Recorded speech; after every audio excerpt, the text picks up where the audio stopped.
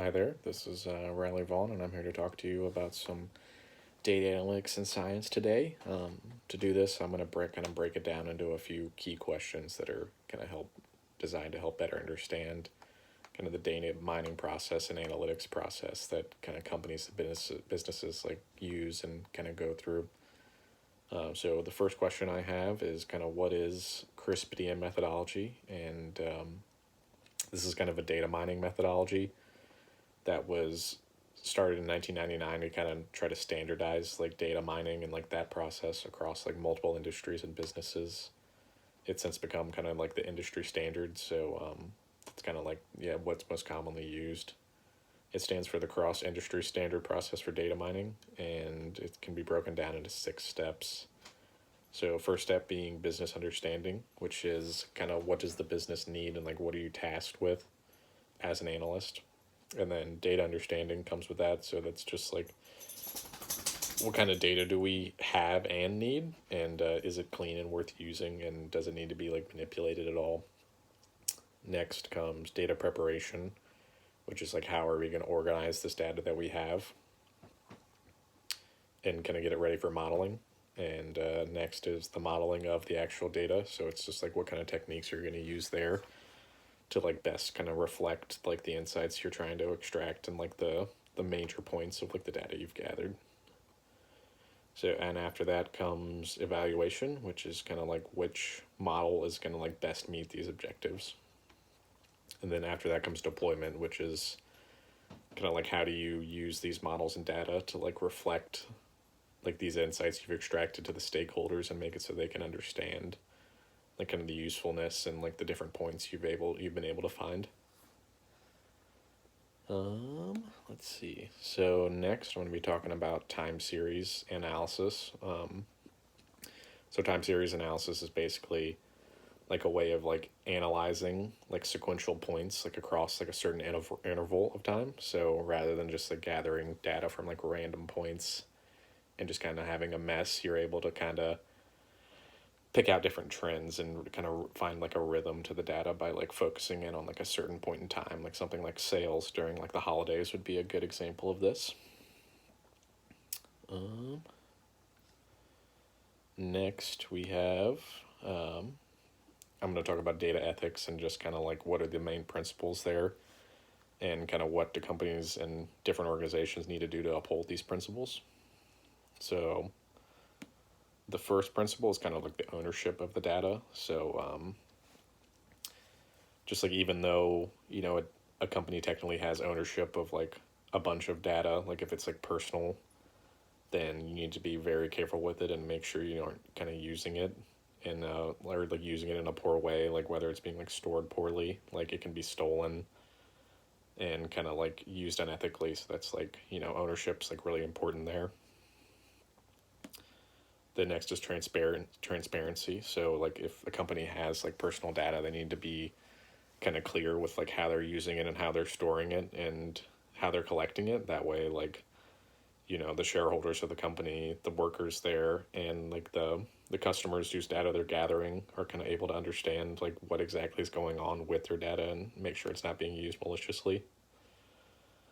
Next is privacy, which is kind of ties in with all of that. It's just if a customer is going to give you this like private data, they want to be sure that it's not being kind of mishandled and won't be publicly available. So it's kind of just like a contract that you're signing. You're if you're going to give them this data, you want to be sure like this isn't going to happen. And next is intention. So kind of like when talking about ethics, like the intentions matter a lot.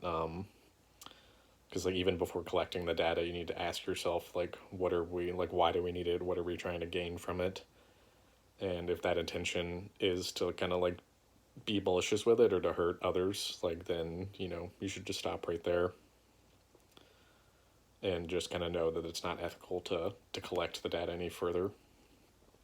And then lastly is outcomes. So even with good intentions, the outcome of the data can like turn malicious. So say you were to collect the data to be helpful to a community, if it was given to like the wrong person or countries, let's say, like that could be used like against, the populace, or just kind of mishandled, which would kind of go against all those kind of different methods or different parameters of kind of ethics, and kind of put you on the wrong side.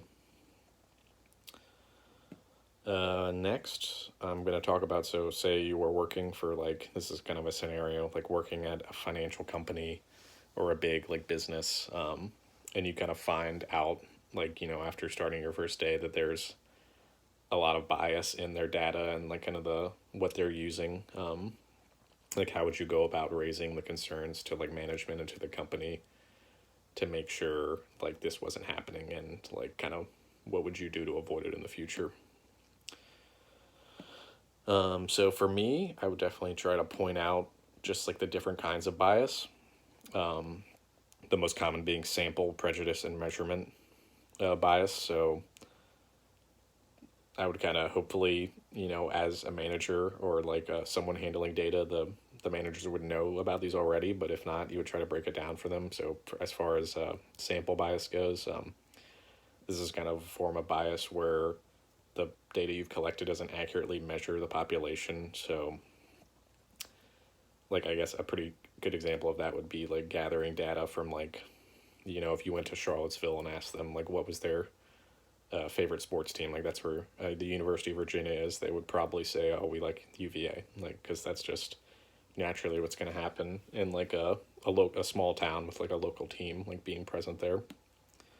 Then next comes prejudice bias, which is kind of like data that's been kind of gathered, and, like, the methods used to gather it are, like, based on stereotypes. So that can just go wrong, like, a whole lot of different ways, and just has, like, a lot of moral connotations tied to it. So you definitely want to be aware of that and not perform it at all. And then next is measurement bias, which is kind of like data tainted by, like, improper measuring. So you kind of need, like, going into, like, a data mining process, or like a gathering, like the first steps of your project, you want to make sure, like, the different, like, measuring like tactics you're going to use are actually going to reflect, like, well, and kind of accurately on whatever you're trying to predict or measure. And like I said, yeah, I would hopefully kind of break those down to management, and hopefully they would kind of understand, and I could point it out, like, what, like, different parts of their data are being affected by these, like, different biases, and hopefully we could work to change those. Lastly is I'm going to be talking about regression and classification models. So these are two different kind of algorithms for kind of predicting, like, trends. So the first one is regression. So this is kind of like the process of finding, like, correlations between, like, dependent and independent variables, and it kind of helps with predicting, like, variables that are continuous and, like, will constantly change, like something like age, or like a price of something, that's going to change over time. And a good example of this is market trends and, like, the stock market. Like, that's something that's going to go up and down and is, like, seemingly random, but people are still going to try to predict it. So you got to do what you got to do. And then there's classification, the classification model, which is kind of the process of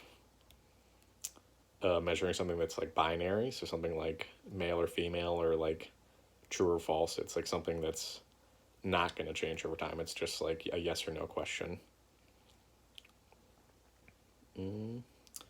So it kind of, like, picking one of those is going to be dependent on, like, what are you trying to measure. So it's like, if it's a more complex question that you're trying to predict, you'd probably want to go with the regression rather than the classification. But if it's something like Netflix or Spotify would probably use classification for, like, recommending different movies or different songs, like, based on your interest, just like a simple yes or no, like, oh, do you like country music, do you like romantic comedies, like, that would be more useful for, like, that kind of goal.